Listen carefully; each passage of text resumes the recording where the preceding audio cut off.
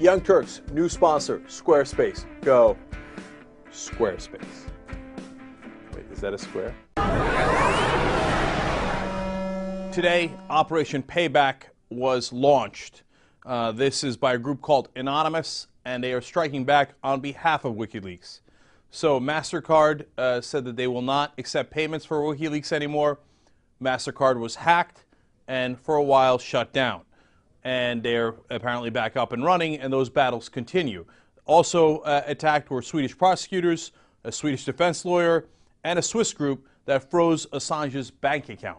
So Anonymous has struck back at all these people, and they are saying that they might do more, including attacks on Twitter, because they have this theory on Twitter. I don't know if it's true or not, about how Twitter is keeping down trending topics related to WikiLeaks. I have no idea if it's true, and we'll see what happens with that. Now, is this a good thing or a bad thing? Look, Anonymous has struck against a lot of people. I like it when they go after the powerful and not the powerless. Sometimes, you know, you see somebody attacked and you think, God, that person doesn't have much of a way to defend themselves, right? Here, they're going after the most powerful companies and institutions in the world, and they're doing it on behalf of openness and transparency and journalism. Let me tell you something. It's interesting because it provides a counterbalance we did not have before. The government would threaten a company like MasterCard and say, hey, if you don't play ball, we know it's going to have severe financial consequences for you. You better shut down anything that the government opposes. Now, that's a heavy hand. And unfortunately, people didn't have any way to fight back. Well, now there's a way to fight back. Before, the government would do all these things in secrecy. 15,000 extra civilians killed in Iraq, and we didn't even know about it. One of hundreds of things revealed by WikiLeaks. Journalists killed in that footage that we saw in Iraq, where the helicopter shoots down innocent journalists and mows them down. All that stuff we didn't know, and we didn't have a way of knowing. Now we do.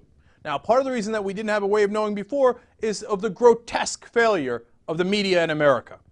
And of course, since they are shamed by that failure, and since they are part of this establishment, the media does not have Julian Assange's back. They are against Julian Assange. There are numerous cases of writers writing saying, hey, if this guy has blood on his hands. I'm not even talking about the Fox News guys who call him a terrorist and say that he should be executed.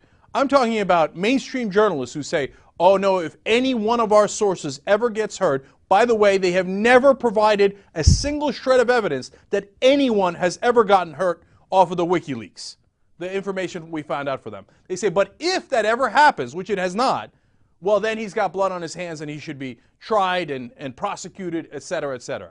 Now, one of the things we found out in WikiLeaks was that journalists were murdered by our government, but nary a peep from our mainstream media. We found out we killed an extra 15,000 civilians, but nary a peep. No, we launched the Iraq war. At the bare minimum, 66,000 innocent civilians died.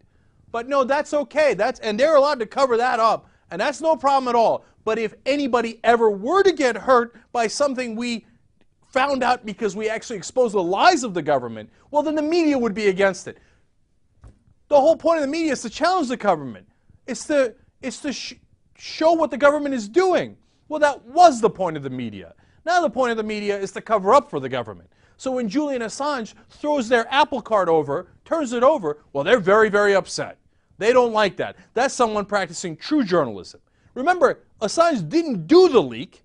He's a journalist who received the leak and then published it, what journalists have done for time immemorial. But now none of the other journalists have his back. Well, I'm not for that. I'm against that. So if there's a little Operation Payback, well, I find that to be fascinating. And I'm here to say I'm on Julian Assange's side. Oh, and by the way, they'll throw the sex charge at him. Let me give you a little, and I saw this on Glenn Greenwald's blog. He makes a great point. He's not saying that there is a conspiracy. I'm not saying it. I'm just going to lay out the facts as he explained, and that is true, and you lay out the conclusions.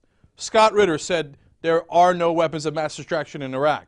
Immediately thereafter, sex charges against Scott Ritter. Elliot Spitzer went up to challenge the banks and said, hey, I'm going to stop your crime and your insider trading, etc. All of a sudden, sex charges against Elliot Spitzer coming from a bank, saying, oh, he spent this much amount of money, maybe the federal authorities should look into it. Oh, will you look at that? It's for a hooker. And now, a day after Julian Assange does the first leaks here, sex charges against Julian Assange. It could all be a wonderful coincidence. Look, I'll go farther than Glenn Greenwald. Not buying it.